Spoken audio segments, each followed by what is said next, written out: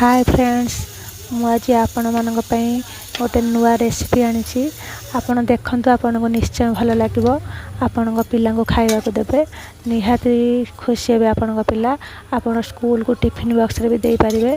सुजी सिमेई रो रोल मु ताको देखैबी आपण मानकु।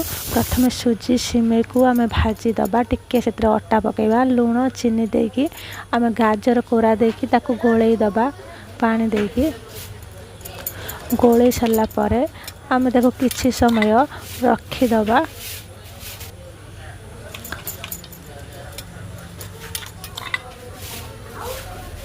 देखंतु तापर गोटे पैन गरम करके टिके तेल दबा बहुत अल्प तेल रे आमे आको तैयारी करबा। टिके जीरा प्याज देकी आमे सिझा आलू रे टिके लूण देकी चकटिबा।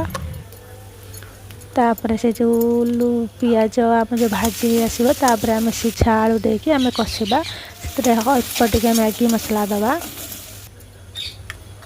तापर आलू पूरा रेडी हो गला आम गोटे तावा गरम करवा से अल्प टिके तेल देकी आम सुजी सिमेई जो रखी ताको आम गोटे पिठा आकृतिर करवा।